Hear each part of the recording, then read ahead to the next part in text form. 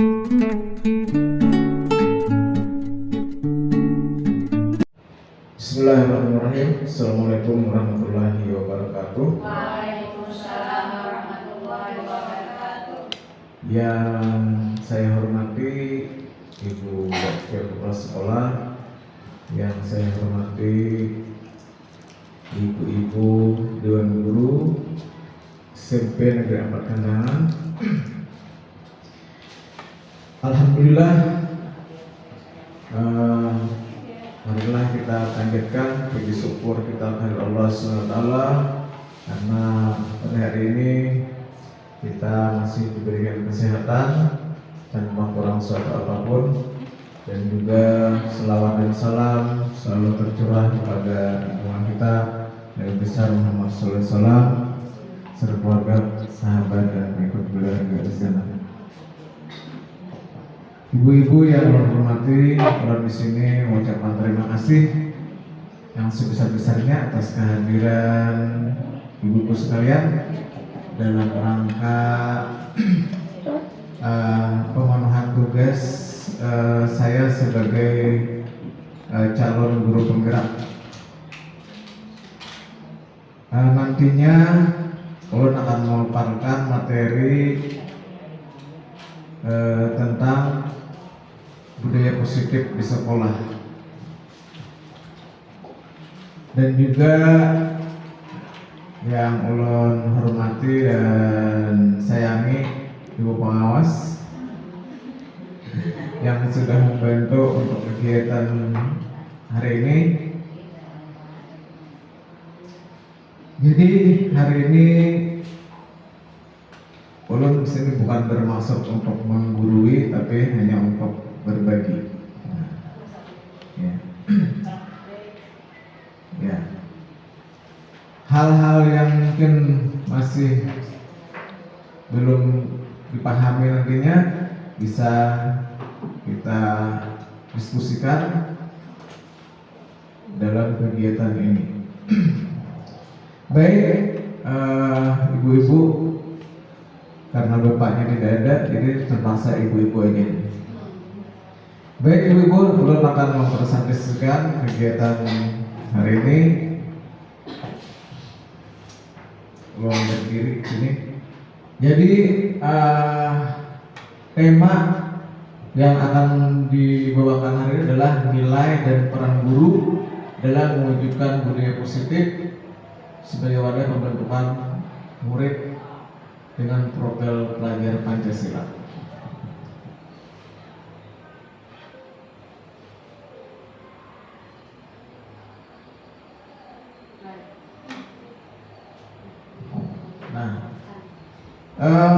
Di dalam dunia pendidikan sekarang ini pemerintah telah menentukan atau dari dulu bahwa pendidikan di Indonesia ini berlandaskan dengan filosofi pendidikan Ki Hajar Dewantara, yang mana salah satu filosofi dari pendidikan Ki Hajar Dewantara adalah di situ disebutkan pendidikan adalah untuk menuntun segala kekuatan kodrat pada anak-anak agar mereka sebagai manusia dan anggota masyarakat dapat mencapai keselamatan dan kebahagiaan setinggi-tingginya. Nah, di sini ada kata kuncinya adalah kata menuntun. Artinya menuntun di sini bagaimana anak di dalam pembelajaran di kelas kita memperhatikan kodrat anak, dalam artian kodrat zaman dan kodrat alam. Kodrat zaman misalnya kita menyesuaikan dengan keperluan saat ini. Misalnya kan kita tidak bisa menghindari lagi dengan namanya teknologi. Nah, itu artinya kita mengikuti kodrat zaman. Sedangkan kodrat alam adalah di mana anak itu berada. Misalnya anak yang berada di perkotaan akan berbeda dengan anak yang berada di pesisir pantai misalnya. Nah, itulah maksudnya di sini kodratnya. Kodrat anak itu ada dua, yaitu kodrat alam dan kodrat zaman. Berikutnya, nah di sini lagi Ki Hajar Dewantara menyebutkan bahwa guru itu ibarat petani. Guru diibaratkan seorang petani yang memiliki peranan penting untuk menjadikan tanamannya tumbuh subur. Murid adalah segala bibit persemaian, bisa berupa padi, jagung, gandum, kacang-kacangan, atau bibit lainnya. Macam-macam bibit tadi kita memakan sebagai potensi atau kekuatan kodrat yang ada pada anak. Sekolah adalah ibarat ladang tempat bercocok tanam. Petani menerima bibit-bibit tersebut, menyemai, memupuk, dan menyiangi gulma yang mengganggu tanaman. Kemudian berusaha membasmi hama-hama yang mungkin akan mematikan tanaman tersebut sehingga tanaman ini dapat tumbuh mencapai kondisi terbaiknya. Nah, itulah ibaratnya kita sebagai guru diibaratkan sebagai petani. Artinya tentu saja sebagai seorang petani harus merawat tanaman tersebut sehingga bisa bertumbuh subur. Berikut, nah, di dalam kurikulum Merdeka itu kita temukan ada 6 dimensi, yaitu beriman bertakwa kepada Tuhan Yang Maha Esa dan berakhlak mulia. Nah, itu adalah salah satu dari profil pelajar Pancasila. Kemudian mandiri, ketiga bernalar kritis, keempat kreatif, kelima gotong royong, dan keenam kebinekaan global. Jadi 6 dimensi inilah yang ada dalam profil pelajar Pancasila yang hendaknya juga diterapkan kepada murid kita. Berikut, guru dengan nilai-nilai yang dimilikinya merupakan fondasi awal dalam mewujudkan budaya positif di sekolah. Di sini ada 6 nilai-nilai yang dimiliki guru, yaitu mandiri, reflektif, kolaboratif, inovatif, dan berpihak pada murid. Sekarang kita bahas satu-satu.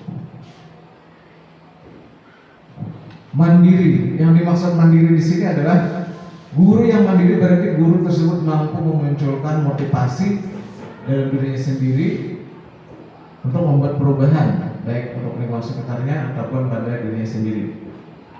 Perilaku yang bisa dilakukan guru adalah mau melakukan refleksi dan introspeksi terhadap kegiatan pembelajaran yang dilakukan, mau mendengar saran dan kritik dari pengawas, kepala sekolah, sesama guru, dan peserta didik. Mungkin demikian yang dimaksud dengan mandiri di sini. Termasuk di situ ada kegiatan untuk melakukan refleksi. Yang baru-baru saja kita kemarin ada kegiatan workshop yaitu tentang refleksi, di mana dalam pembelajaran, setiap pembelajaran kita hendaknya melakukan refleksi. Artinya sejauh mana anak-anak ini memperoleh pengetahuan, keterampilan dalam pembelajaran, dan sejauh mana tantangan yang dihadapi anak. Jadi itulah yang ada yang nilai dari guru, itu mandiri, kemudian reflektif. Nah, seorang guru reflektif selalu melihat dari sisi positif setiap saran dan kritik untuk memperbaiki kualitas kerja. Guru tidak boleh merasa puas terhadap pembelajaran yang dilakukan. Guru berani jujur mengakui kekurangan dirinya dalam pembelajaran. Berikut nilai kolaboratif. Jadi kita sebagai seorang guru harus memiliki nilai kolaboratif, yaitu membangun hubungan kerjasama yang positif dan harmonis dengan orang tua, peserta didik, komite sekolah, organisasi di lingkungan sekolah, dan dinas pendidikan untuk kemajuan sekolah. Jadi di sini maksud kolaboratif kita sudah paham ya, artinya kita berkolaborasi untuk mencapai tujuan sekolah, kerjasama lah intinya di sini. Kemudian inovatif, nilai yang dimiliki guru haruslah mampu menemukan ide-ide gagasan baru tentang metode, media, dan suasana pembelajaran yang berpusat pada peserta didik dan menyenangkan. Artinya di sini kita tidak puas hanya dengan pembelajaran yang ada saja. Kita berpikir apa keperluan murid kita agar kita lebih bisa meningkatkan pemahamannya. Misalnya kalau pembelajaran bahasa Inggris, kita bisa melakukan berbagai macam cara, dari ada permainan, ada lagu, kita menggunakan video. Nah, artinya tidak hanya dengan ceramah saja, karena ceramah bukan tidak baik, tapi perlu inovasi dari guru-guru.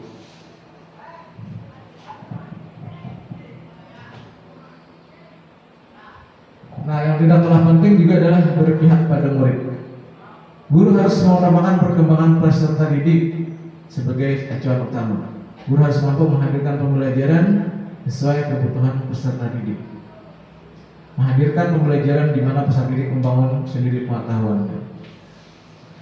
Nah, di sini berpihak pada murid ini maksudnya adalah kita bagaimana memikirkan atau mendesain pembelajaran ini supaya berpihak kepada murid. Ada hubungannya juga dengan tadi berinovasi.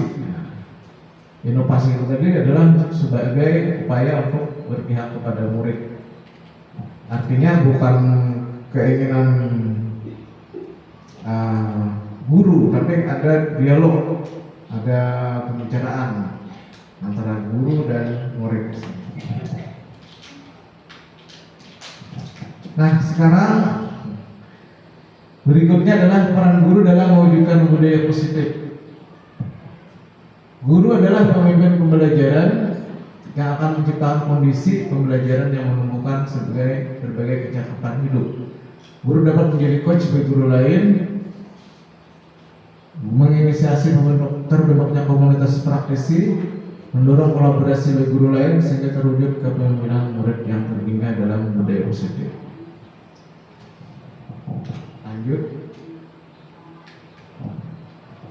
Nah, di sini peran guru dalam mewujudkan budaya positif.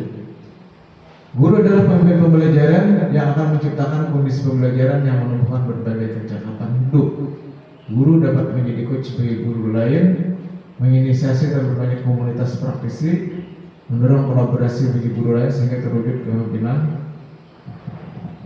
yang terhingga dalam budaya positif. Selanjutnya, disiplin positif. Nah, disiplin positif tadi berhubungan dengan budaya positif. Apa yang dimaksud dengan disiplin positif di sini? Disiplin positif merupakan pendekatan mendidik anak untuk melakukan kontrol diri dan pembentukan kepercayaan diri. Disiplin berbeda sama sekali dengan hukuman. Meskipun disiplin sering diterapkan dengan menggunakan teknik hukuman. Disiplin merupakan suatu cara menanamkan motivasi pada anak untuk meningkatkan kemampuannya sendiri dalam melakukan kontrol terhadap dirinya dengan penuh kepercayaan diri. Nah, di sini 3 motivasi manusia. Jadi di dalam motivasi itu ada 3 termasuk dalam siswa kita juga. Yaitu motivasi pertama adalah menghindari ketidaknyamanan atau hukuman. Yang kedua adalah untuk mendapatkan imbalan atau penghargaan dari orang lain. Yang ketiga untuk menjadi orang yang dirinya inginkan, orang yang dirinya inginkan dan menghargai diri sendiri dengan nilai-nilai yang mereka percaya. Nah, kira-kira ini yang paling baik, ini motivasi yang mana ya, ibu-ibu? Yang ketiga, alasannya kenapa? Cita-cita. Ya, benar. Nah, seperti yang kita lihat, benar-benar Bu Ibu Ipit, bahwa kita yang paling bagus itu adalah motivasi nomor 3. Artinya itu datang dari dalam dirinya sendiri atau sifatnya intrinsik. Motivasi intrinsik. Motivasi itu ada 2 juga, motivasi eksternal atau ekstrinsik dan intrinsik. 1 dan 2 itu adalah termasuk motivasi ekstrinsik atau berasal dari luar. Sedangkan untuk nomor 3 ini adalah dari diri sendiri. Nah, disinilah kita bagaimana membangun motivasi agar tumbuh dari dalam dirinya sendiri. Nah, kemudian ini ada keyakinan kelas. Keyakinan kelas nilai-nilai kebajikan dan visi sebuah sekolah yang perlu ada untuk menentukan arah tujuan dari sebuah institusi sekolah. Penyatuan pemikiran untuk mendapat nilai-nilai kebajikan beserta isi sebuah sekolah tersebut kemudian diturunkan di kelas-kelas menjadi kelas yang sepakati.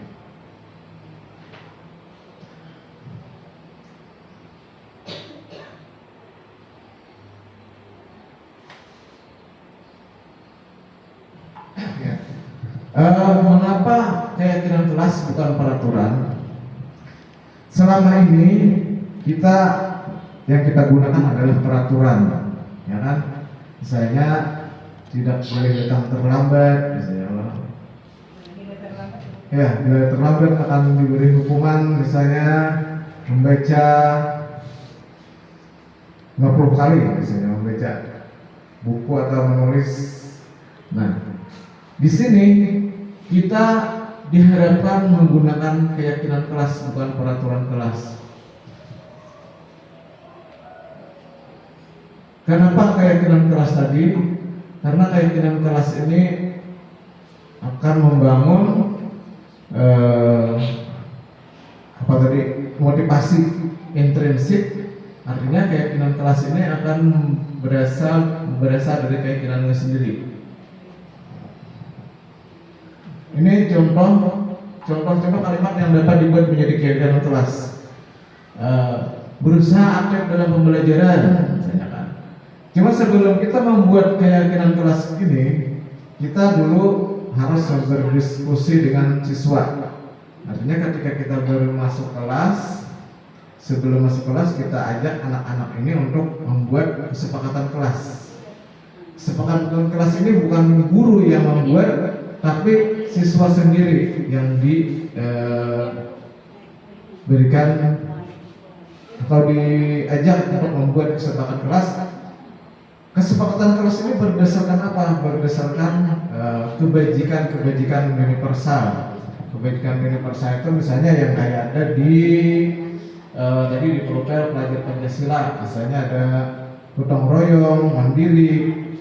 Nah, dan kebajikan universal itu yang kita ketahui semuanya, misalnya saling menghormati, menghargai pendapat teman. Nah, disitulah kita membuat keyakinan kelas. Keyakinan kelas ini bisa dibuat oleh wali kelas ketika akan masuk pembelajaran awal dan semua guru. Jadi ketika siswa melakukan pelanggaran keyakinan kelas, maka guru tersebut akan menanyakan kepada murid, kamu apakah sudah sesuai dengan keyakinan kelas yang kita buat? Misalnya anak ini sering tidur-tiduran. Keyakinan kelas yang kita buat misalnya adalah aktif dalam belajar.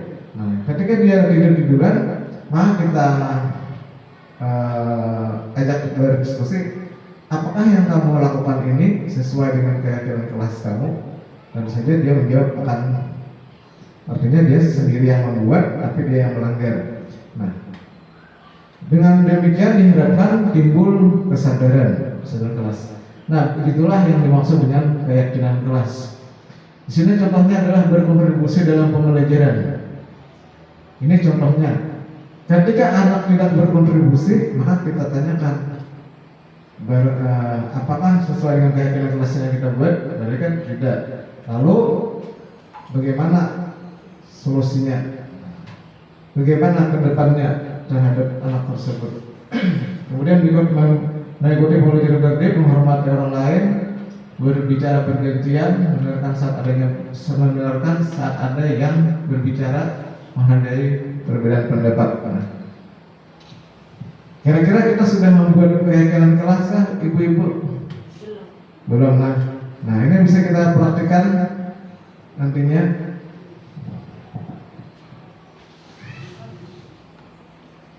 Simbol-simbol yang diberikan untuk membuat kesepakatan kelas. Jadi kesepakatan kelas dulu kita buat, yang seperti tadi barulah kita jadikan sebagai keyakinan kelas yang akan kita terapkan di kelas kita masing-masing. Misalnya mata itu adalah simbol dari memperhatikan, belajar dan mendengar, artinya mendengarkan, ya, mendengar dengan baik. Itu ada, itu bisa diartikan dengan semua orang bisa berpendapat, tapi dengan menghargai orang lain. Kemudian itu jangan buang sampah pada tempatnya, dan kemudian tidak membawa HP. Lanjut. Nah, setelah kita tadi membahas tentang keyakinan kelas, karena keyakinan kelas itu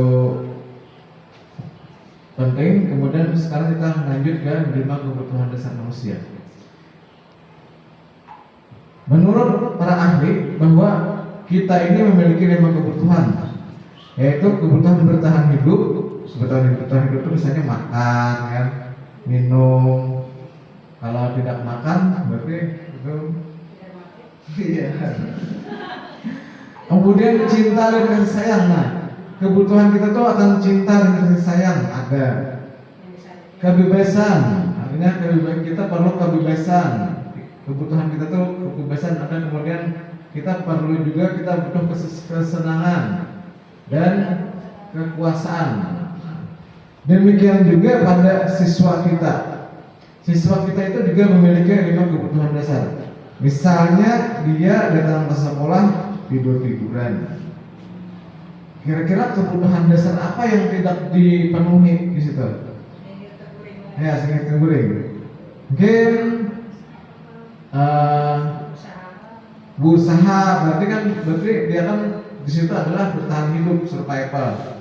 Atau misalnya pada siang dia mencuri, misalnya mencuri uang. Setelah ditelusuri ternyata dia untuk membeli makanan, berarti di situ adalah bertahan hidup. Kemudian ada juga yang suka berkelahi. Setelah kita tanya ternyata dia kurang kasih sayang.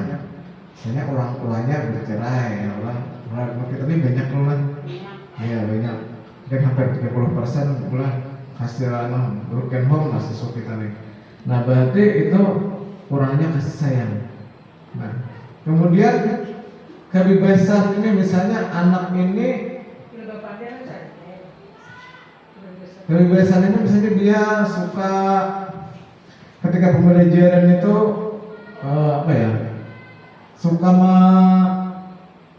tidak memperhatikan atau bosan dalam pembelajaran, artinya tidur-tiduran. Mungkin dia perlu dibawa ke tempat yang lebih menyenangkan gitu.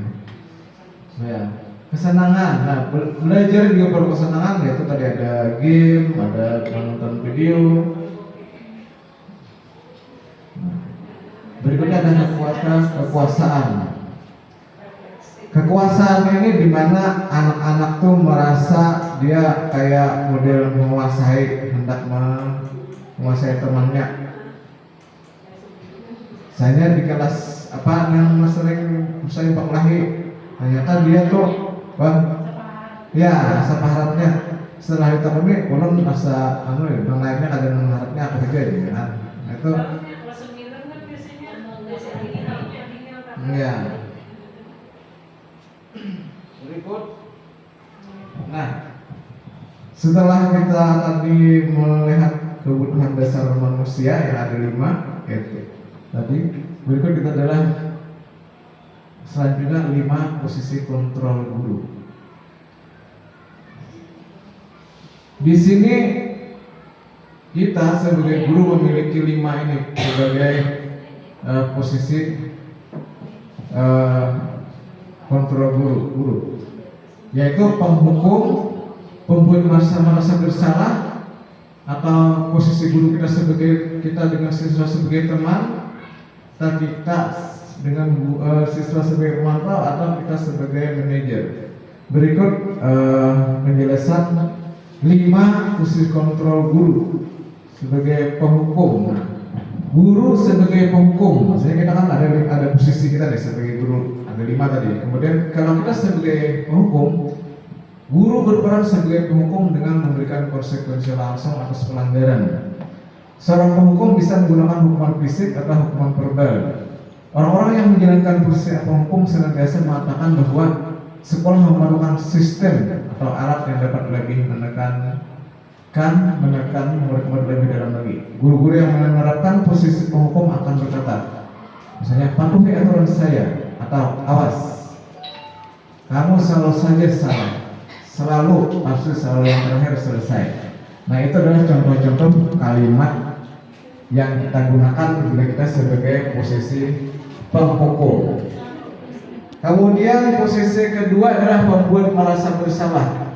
Kita sebagai guru di mana ini merasa? Apakah kita merasa sebagai penghukum atau sebagai pembuat merasa bersalah? Pada posisi ini biasanya guru akan bersuara lebih lembut. Pembuat rasa bersalah akan menggunakan keheningan yang membuat orang lain merasa tidak nyaman, bersalah atau rendah hati. Contoh kata-kata yang keluar dengan lembut seperti, ibu sangat kecewa sekali dengan kamu, misalnya. Nah, itu adalah contoh kalimat. Artinya anak-anak ini efeknya dia merasa bersalah. Nah, ya. Kemudian berapa kali bapak harus memberitahu kamu ya? Artinya anak ini timbul pada anak merasa bersalah. Gimana coba kalau orang tua kamu tahu kamu berbuat begini? Itu contohnya. Kemudian di posisi ini murid akan memiliki penilaian diri yang buruk tentang diri mereka. Artinya dia menilai dirinya buruk. Murid merasa tidak berharga dan telah mengecewakan orang-orang disayanginya. Itu membuat merasa bersalah. Kemudian guru sebagai teman. Guru pada posisi ini tidak akan menyakiti murid, namun akan tetap berupaya mengontrol murid melalui persuasi. Posisi teman pada guru bisa negatif ataupun positif. Positif di sini berupa hubungan baik yang terjalin antara guru dan murid. Guru di posisi teman menggunakan hubungan baik dan humor untuk mempengaruhi seseorang. Mereka akan berkata, ayo bantulah demi bapak ya. Artinya kalimatnya itu kayak kawan. Ayo bantulah demi bapak ya. Ayo ingat tidak. Ayo ingat tidak bantuan bapak selama ini. Ayo ingat tidak bantuan bapak selama ini. Ya sudah, kali ini tidak apa-apa, nanti ibu bantu bereskan. Nah, itu artinya posisinya sebagai teman itu setara lah ya. Hal negatif dari posisi teman adalah bila suatu saat guru tersebut tidak membantu, maka murid akan kecewa dan berkata, saya pikir bapak atau ibu teman saya. Murid merasa dikecewakan dan tidak mau lagi berusaha. Hal lain yang mungkin timbul adalah murid hanya akan bertindak untuk guru tertentu dan tidak untuk guru lainnya. Murid akan tergantung pada guru tersebut. Nah, itu yang kecil. Kemudian kita lanjutkan ke guru sebagai pemantau. Memantau berarti mengawasi. Nah, mengawasi artinya memantau ini. Pada saat kita mengawasi, kita bertanggung jawab atas perilaku orang-orang yang kita awasi. Posisi pemantau berdasarkan pada peraturan-peraturan dan konsekuensi.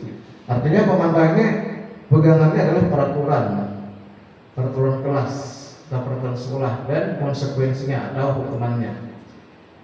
Dengan menggunakan sanksi atau konsekuensi, kita dapat memisahkan hubungan pribadi kita dengan murid. Sebagai seorang yang menjalankan posisi pemantau, pertanyaan yang diajukan sebagai pemantau, peraturannya apa? Misalnya siswa tidak pakai sepatu. Kita sering melihat di sekolah kita nih, atau tidak pakai sarung. Peraturannya apa? Apa yang telah kamu lakukan? Sanksi atau konsekuensinya apa?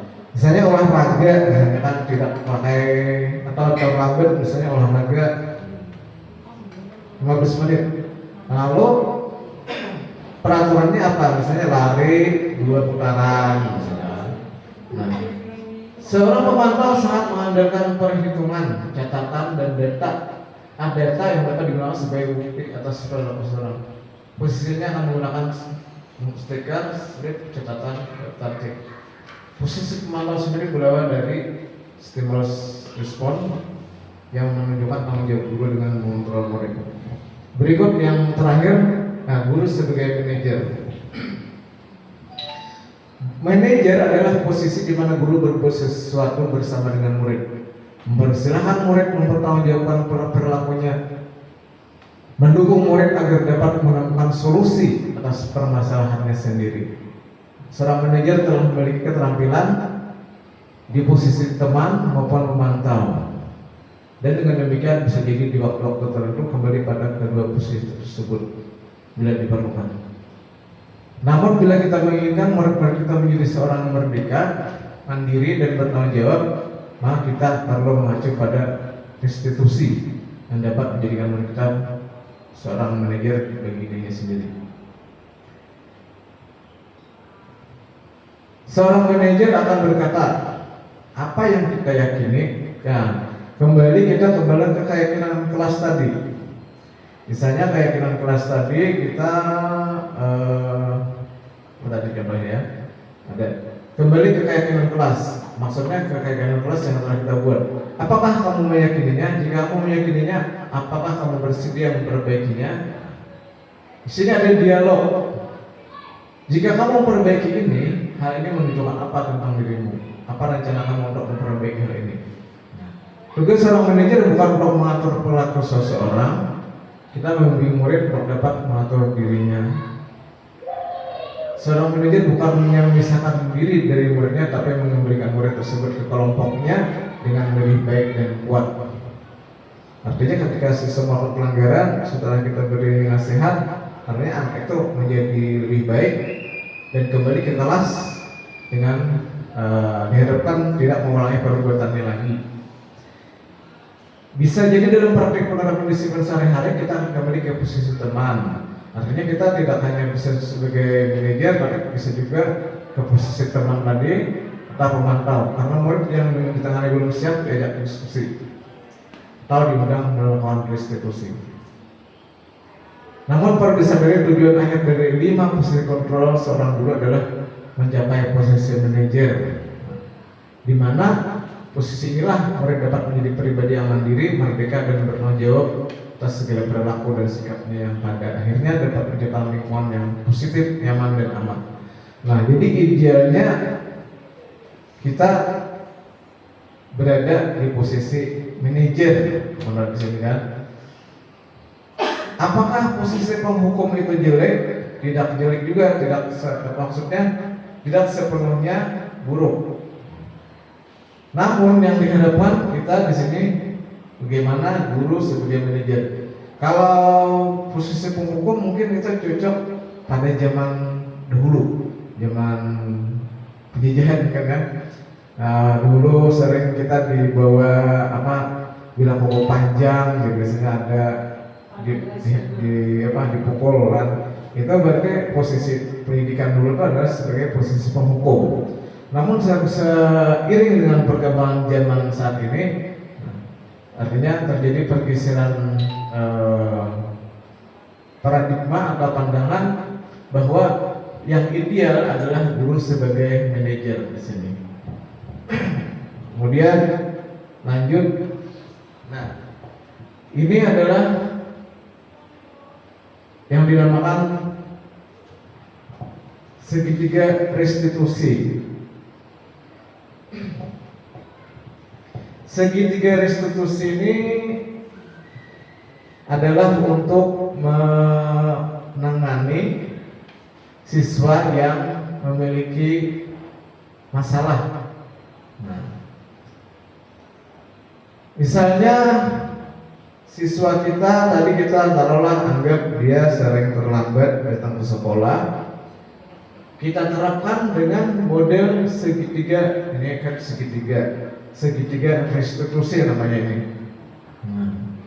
Pertama, untuk tadi udah sebutkan bahwa ini digunakan, ini adalah metode untuk membuat siswa yang bermasalah tadi menjadi lebih baik dan kembali ke kelompoknya dengan kuat. Bagaimana caranya menggunakan segitiga restitusi ini? Nah, di sini ada kalimat-kalimat. Pertama, di situ kita menstabilkan identitas. Ketika siswa kita bermasalah, tadi kan ada yang sering terlambat atau sering tidak turun, tidak hadir, berarti ada yang salah nih dalam dirinya. Kemudian kita panggil siswa tersebut dengan menggunakan kalimat-kalimat yang seperti ini. Misalnya, siswa yang tidak hadir itu menganggap mungkin dirinya gagal, namun kita stabilkan dulu emosinya dengan mengatakan setiap orang pasti pernah melakukan kesalahan, atau kamu bukan satu-satunya orang yang pernah melakukan ini. Misalnya kan guru BK misalnya lah, bukan hanya guru BK, guru yang lain. Ketika siswa melakukan kesalahan, maka kita panggil, kita tanyakan apa pelanggarannya. Misalnya, kamu tadi melanggar apa? Kamu sering datang terlambat. Jadi siswa tersebut mengaku, saya datang, kenapa kamu datang terlambat? Jadi dia siswanya, saya datang terlambat. Jadi dari guru, saya dan orang pasti pernah melakukan kesalahan. Jadi maksudnya di sini kita menstabilkan siswa dulu agar dia merasa tidak dihakimi. Nanti kita dialog dulu. Kemudian di situ lanjut ke validasi tindakan yang salah. Setelah kita mengetahui atau menstabilkan siswa, stabilkan posisi siswa tadi, kemudian kita lanjutkan ke validasi tindakan yang salah. Kalimat yang digunakan adalah, adakah cara yang lebih efektif untuk mendapatkan apa yang kita butuhkan? Kamu tentu punya alasan mengapa melakukan hal itu. Misalnya tadi siswa datang terlambat, kita tanyakan, kamu pasti punya alasan mengapa melakukan hal itu. Oh, alasannya Pak ulun main HP sampai larut malam, gitu kan? Tahu kita sudah. Nah, kemudian setelah kita ketahui alasannya dengan mengungkapkan pertanyaan seperti di atas itu, kamu tentu punya alasan mengapa melakukan hal itu. Kemudian kita kembali ke menanyakan keyakinan. Kita sudah di awal membuat keyakinan kelas tadi, lalu kita tanyakan keyakinan kelas apa yang telah kita sepakati. Oh, misalnya di kelas tadi datang tepat waktu. Nah, setelah itu siswa mengakui bahwa dia melakukan pelanggaran yang telah dia buat sendiri. Kemudian kita tanyakan, ingin menjadi seperti apa nantinya? Nah, siswanya nantinya akan berkata, saya akan lebih baik nantinya. Itu harapan kita. Dan ini segitiga restitusi ini, teknik ini perlu latihan. Artinya ini adalah sebuah kompetensi dalam menangani masalah anak, agar anak tersebut diharapkan menjadi lebih baik dan kembali ke kelasnya dengan kepercayaan diri dan menjadi lebih kuat. Nah, mungkin ulun ada videonya ini, maksud saya apa tentang restitusi ini, segitiga restitusi ini. Coba ulun singkatkan, masih ada.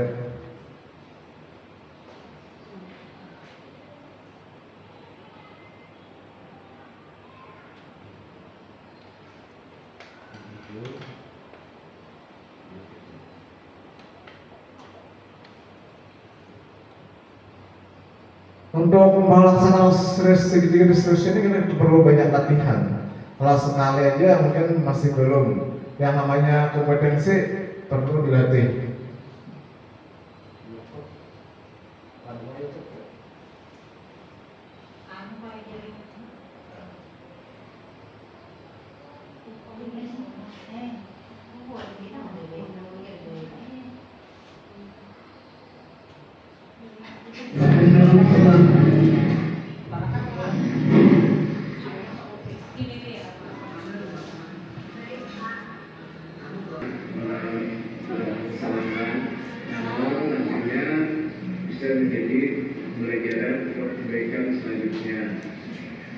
pasti punya alasan kenapa kamu tetap terlambat.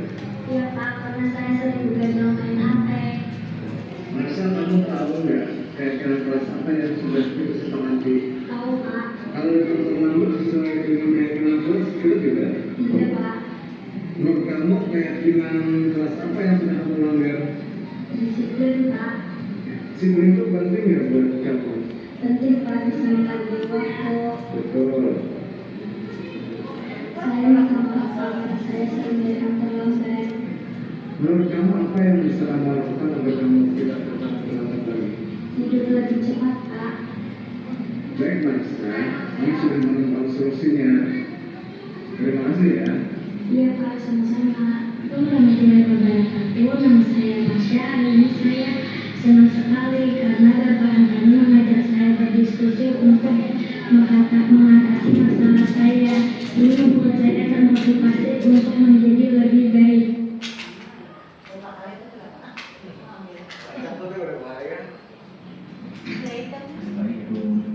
Waalaikumsalam, ya ada Pak Ihsan. Silakan masuk.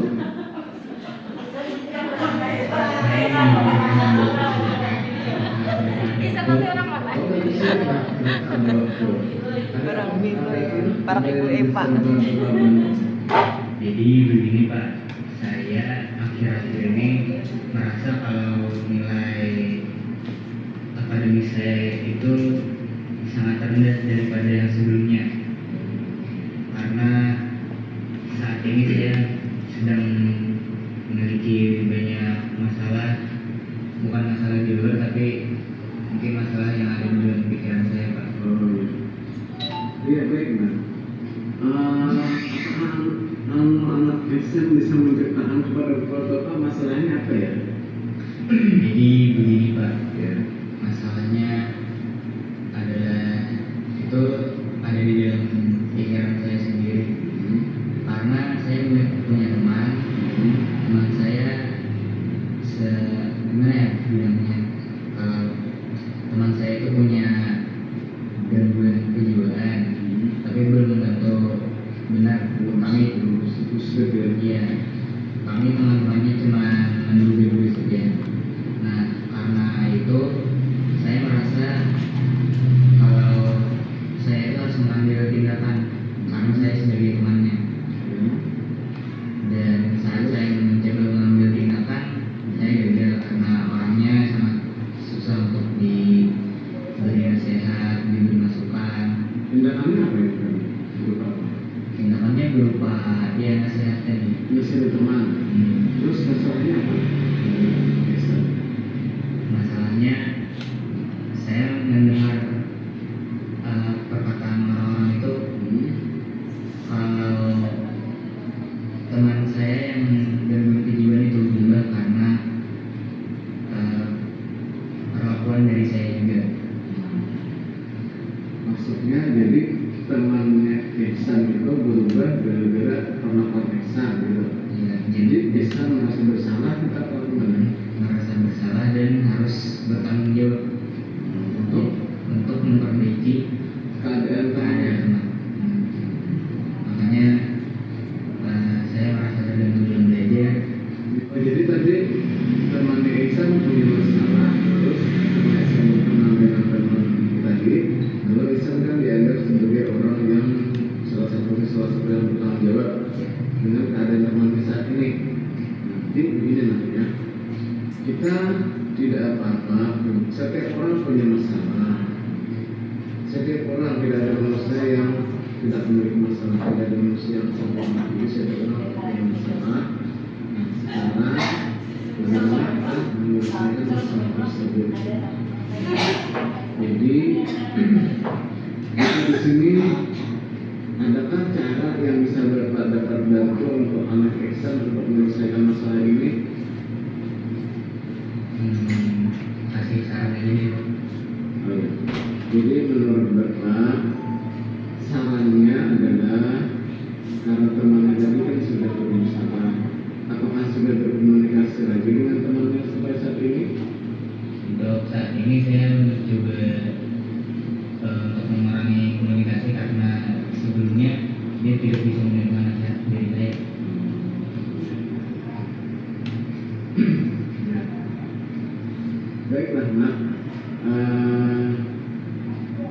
anak Ihsan tidak perlu merasa bersalah, tidak merasa tidak perlu merasa terganggu, karena bahwa seseorang itu tidak hanya dipengaruhi oleh satu faktor anak Ihsan saja, bisa juga dia kan yang lebih dominan adalah di rumahnya, di orang tuanya. Jadi anak Ihsan tidak perlu merasa bersalah atau merasa gagal. Lalu kira-kira ini dalam kelas kita ada nggak keyakinan yang anak Ihsan ambil dalam keyakinan kelas kita? Kalau menurut saya sepertinya tidak ada, karena benar kalau masalahnya itu memang datang itu dari dalam pikiran saya sendiri. Berarti kan tidak ada yang dilanggar, artinya anak Ihsan harus tetap berpikiran positif dan jangan menduga, jangan berburuk sangka, karena berburuk sangka itu adalah perbuatan dosa. Nanti setelah Ihsan merasa tidak memiliki pelanggaran terhadap keyakinan kelas kita, lalu anak Ihsan ingin menjadi seperti apa nantinya menurut keyakinan anak Ihsan? Saya ingin menjadi orang yang lebih bisa berpikir positif, menghilangkan pikiran negatif, pokoknya berhenti berpikir negatif.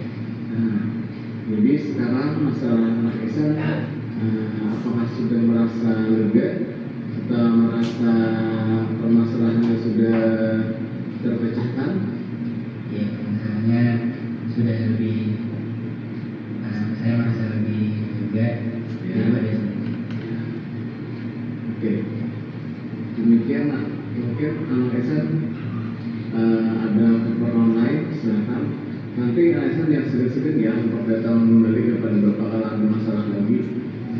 Dan ingat saran Bapak tadi supaya kita berpikiran positif dan jangan memburuk sangka kepada orang lain, karena kalau buruk sangka itu di dalam agama kita itu berdosa. Jadi kita positif aja, buang berdosa kira buruk sangka. Kalau ada orang teman-teman yang mengata-ngatai Ihsan, oh ini temannya si A, jadi si A ini jadi begini, itu sebenarnya jangan dihiraukan, jangan dibuat dalam pikiran, karena kalau dibuat dalam pikiran itu bisa membuat kita menjadi terpuruk kembali. Oke? Ya, makasih Pak. Ya, sama-sama. Makasih ya Pak. Oke, senang. Nah, demikian ulang tadi itu praktek segitiga restitusi yang saya lakukan dan bisa dilakukan oleh ibu-ibu juga. Yang tujuannya tadi adalah untuk menguatkan siswa kembali ke kelompoknya. Kelompoknya di sini maksudnya adalah kelasnya.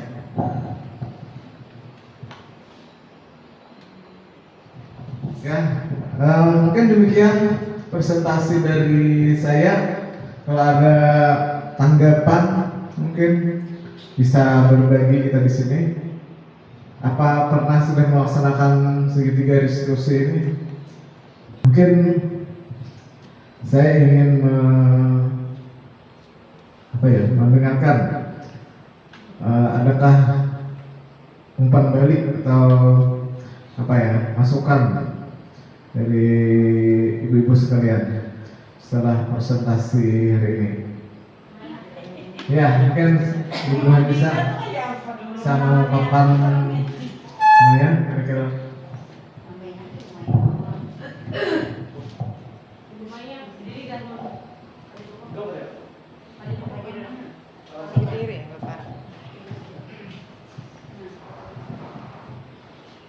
Terima kasih atas kesempatan yang diberikan kepada saya.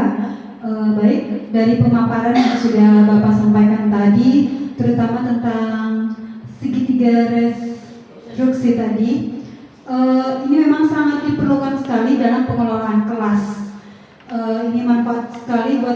kami, terutama para wali kelas, dalam hal pemecahan masalah.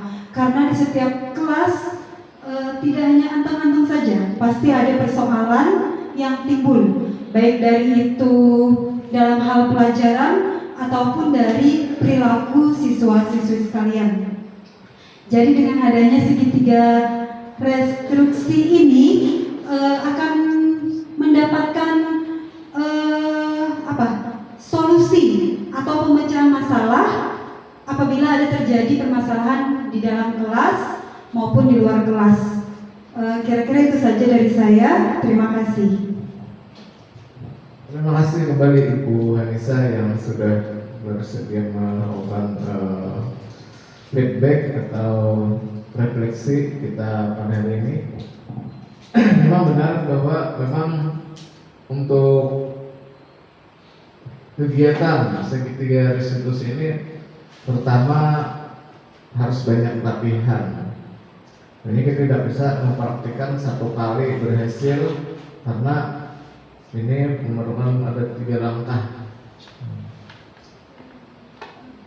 Jadi perlu latihan yang sering. Artinya bagaimana kita di sini membangun dialog dengan siswa, saling keterbukaan itu yang diinginkan.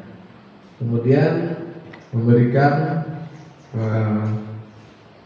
kesan positif kepada siswa. Kita tidak menyalahkan, tetapi memberikan semangat dengan melihat kembali keyakinan kelas yang telah kita buat. Artinya kita ada dasar keyakinan kelas dulu yang kita buat. Ketika mahasiswa melanggar, lalu kita tanyakan keyakinan kelas apa yang telah dia langgar. Kemudian kedepannya maunya akan seperti apa untuk menyelesaikan permasalahan siswa tersebut. Mungkin ada lagi? Ya, sama. Bisa dengan maksudnya untuk pengelolaannya ini, Apakah bisa dengan kesepakatan dengan siswa, misalnya ada hal-hal yang terjadi di dalam kelas gitu Pak, apakah bisa dengan cara untuk saling sepakat antara siswa dan wali kelas atau guru Pak? Terima kasih Bu. Ya, pertanyaan Ibu Eva ini berhubungan dengan keyakinan kelas. Jadi untuk membuat keyakinan kelas dulu itu kita memerlukan kesepakatan dulu. Kesepakatan dengan anak-anak, bukan kita yang mau menyimpulkan atau membuat kesepakatan itu, tapi seluruh kelas dilibatkan. Misalnya supaya kelas kita ini nyaman, tertib, maka kita buatlah kesepakatan. Seperti beberapa contoh tadi, misalnya kesepakatannya datang tepat waktu, misalnya. Kemudian saling menghormati, kemudian menghargai pendapat orang lain, bersikap jujur, misalnya. Nah, itu adalah nilai-nilai universal yang bisa kita buat bersama dengan siswa dengan kesepakatan. Kesepakatan tadilah yang menjadi keyakinan kelas kita. Nilai-nilai tadi, nilai-nilai universal, nilai-nilai kebajikan tadi yang menjadi dasar dalam membuat kesepakatan dengan siswa. Hasil kesepakatan tadi menjadi keyakinan kelas kita. Ketika siswa melanggar, kita tanyakan apakah ini sesuai dengan keyakinan kelas kita. Misalnya mengambil barang teman, berarti itu kan mengambil hak orang lain. Artinya keyakinan kelas yang dia langgar adalah berhubungan dengan nilai-nilai kejujuran atau menghormati orang lain. Nah, demikian Bu Pak. Artinya kita membuat keyakinan kelas, bisa wali kelas, sampai bisa ditempel. Artinya keyakinan kelas itu yang dulunya peraturan. Kalau peraturan, apa beda keyakinan dengan peraturan? Kalau peraturan kan guru yang membuat, artinya bukan berdasarkan kesepakatan. Misalnya kalau peraturan itu cenderung kalimatnya negatif. Misalnya dilarang makan di dalam kelas. Kalau keyakinan kelas, kira-kira apa itu yang cocok? Dilarang makan di dalam kelas. Iya, bisa. Kalimatnya kalimat positif, Bu. Ya. Bon? Pokoknya jangan menggunakan kata jangan, Bu. Kalimatnya kalimat positif. Ya. Makan minum sebaiknya di luar kelas atau di dalam bersikap tertib misalnya kan. Kalimatnya kira-kira kalimatnya cocok gimana ya? Ya. Itu yang diharapkan. Makan dan minum pada tempatnya. Nah, bisa, saya makan dan minum pada tempatnya. Artinya kalau waktu belajar berarti bukan dalam kelas.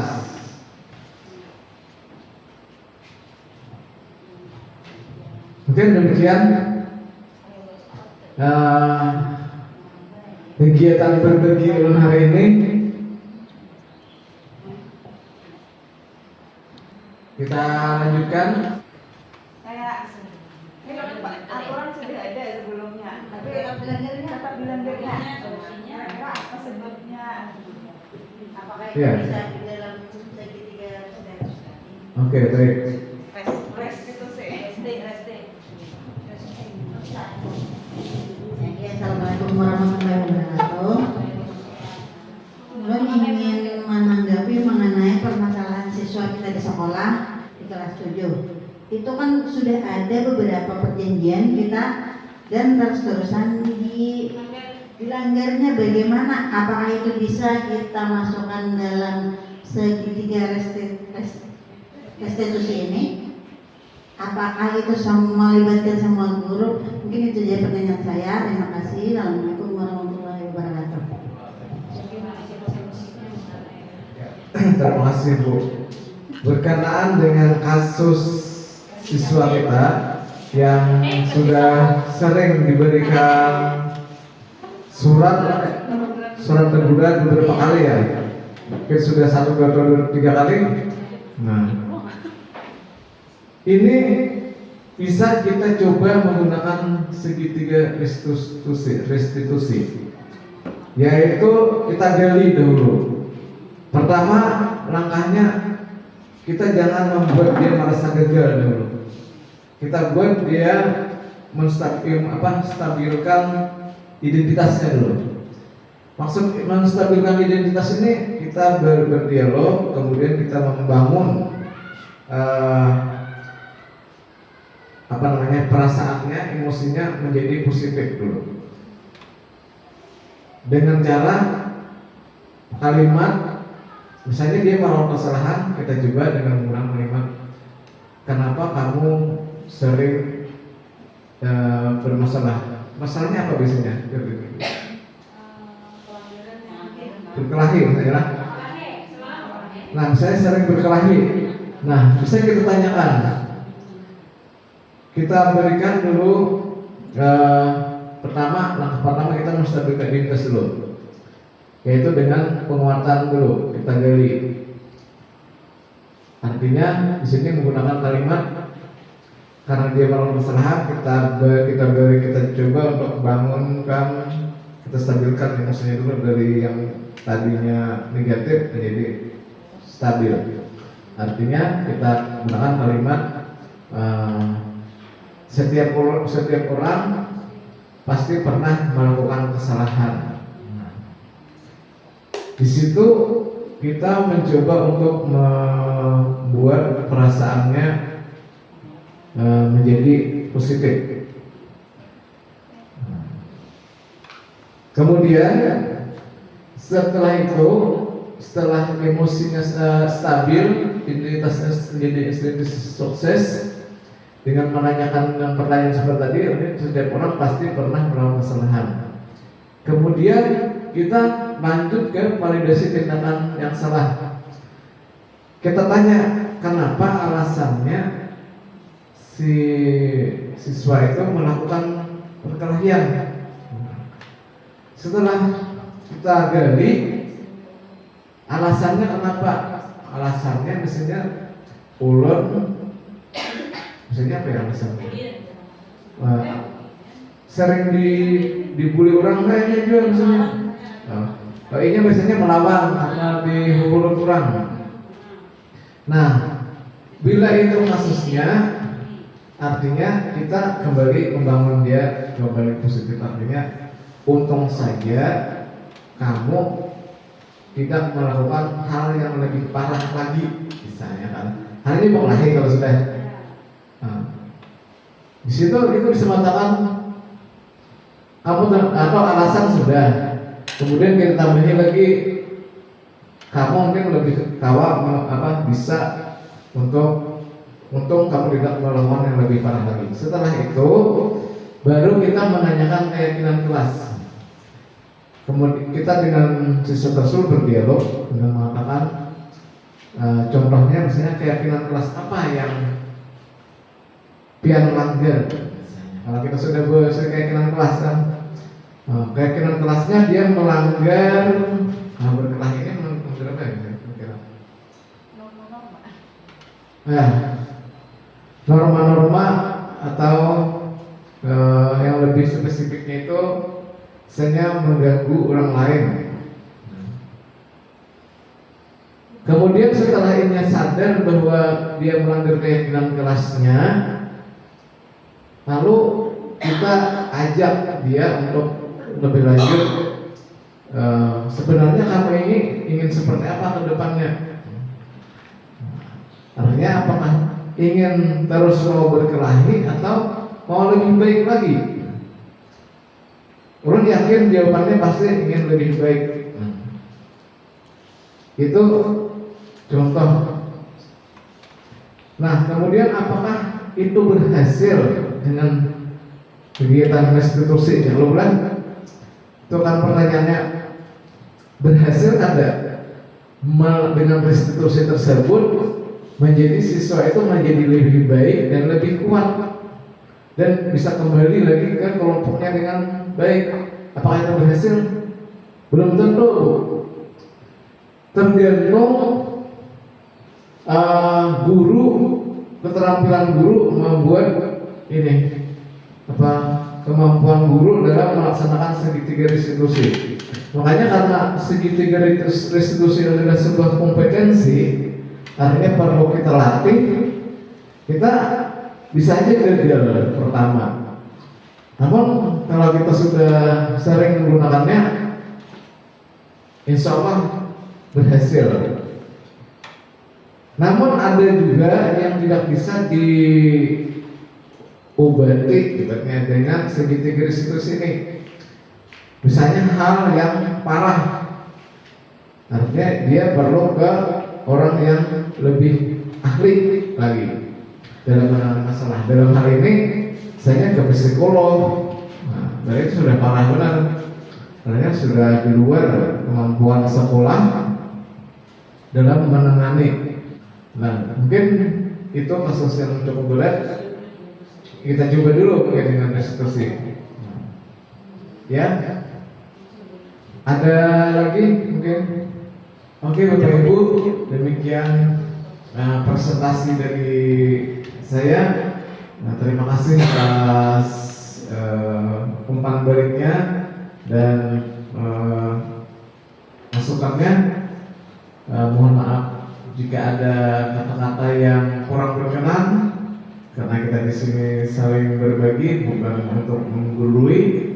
Jadi ucapan terima kasih kembali.